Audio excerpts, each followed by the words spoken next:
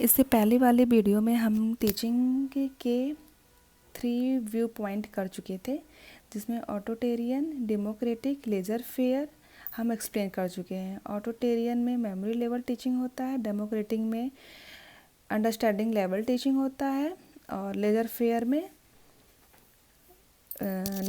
में reflective level training होता है, जिसमें कंप्लीट लेवल ऑफ फ्रीडम होती है स्टूडेंट को। आज हम पढ़ेंगे objective of teaching. Objective of teaching में mainly divided into 2 way, Bloom and Gagne Briggs. तो पहले हम सबसे पहले बूम पढ़ेंगे कि बूम ने टीचिंग में क्या क्या ऑब्जेक्टिव्स दिए थे। तो सबसे पहले बूम टैक्सोनॉमी 1956। बूम ने हमें जो टीचिंग के ऑब्जेक्टिव्स दिए थे वो 1956 में थे, और उसके 3 पार्ट्स थे, कॉग्निटिव, अफेक्टिव, साइकोमोटर्स। जिसमें कॉग्निटिव मतलब हमें पता है कि हम टीचिंग एप्टीट्यूड में पढ़ रहे थे, हमें कॉग्निटिव पता है कि कॉग्निटिव मतलब हेड से रिलेटेड होता है। अफेक्टिव मतलब हम किस चीज़ से अफेक्ट, जैसे इसे हम याद कर सकते हैं किस चीज़ से हम अफेक्ट हो रहे हैं। तो हर्ट हमारा किसी चीज़ से होता है, जैसे कहते हैं नहीं हार्ट अफेक्ट हो गया तो हार्ट से अफेक्ट होता है। साइकोमोटर हम रिलेट कर सकते हैं, मोटर चलाते हैं हम हाथ से, तो इसलिए उसको हम हैंड से रिलेट कर सकते हैं। तो कॉग्निटिव हेड से, हेड इसमें नॉलेज आएगा, अफेक्टिव हर्ट इसमें एटीट्यूड आएगा, साइकोमोटर में स्किल आएगा। तो सबसे पहले हम कॉग्निटिव डोमेन पढ़ेंगे। कॉग्निटिव डोमेन पढ़ने के लिए हमें 6 लेवल इसमें पढ़ना है। तो सबसे पहले हम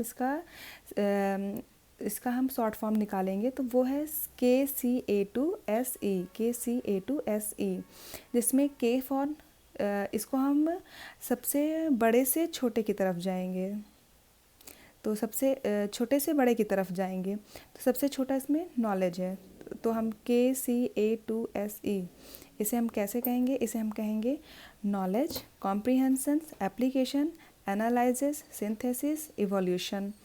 मतलब कि ज्ञान, समझ, अनुप्रयोग, विश्लेषण, संश्लेषण, मूल्यांकन।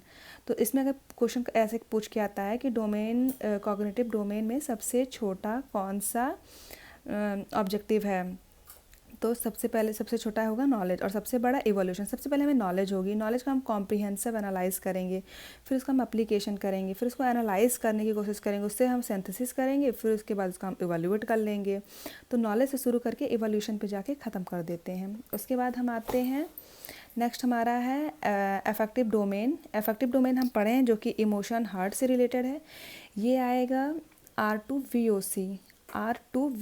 इसमें 5 लेवल हैं। इससे पहले कॉग्निटिव में 6 लेवल थे, KCA2SE, इसमें R2VOC। R जो 2 है इसका मतलब R 2 बार आएगा। Receiving, responding, valuing, organisation, characterisation. तो ये इसमें बस हमें इतना ही याद करना है, इसके ज़्यादा अंदर हम डिटेल में नहीं पूछते हैं, बस इसका नाम ही पूछते हैं कि सबसे छोटा कौन सा, रिसीविंग, सबसे बड़ा कैरेक्टराइजेशन।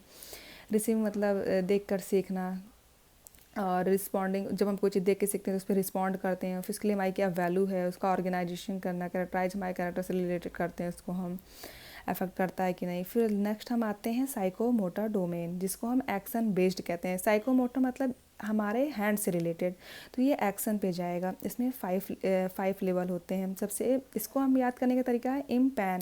5 लेवल, तो इसको याद करने का तरीका है इम्पैन में जाएगा ऑब्जर्विंग, इमिटेशन मतलब किसी चीज़ का नकल करना, किसी चीज़ का नकल करके हम सीखते हैं। जैसे कोई कुछ कर रहा है तो उसको देख के हम भी सीखते हैं।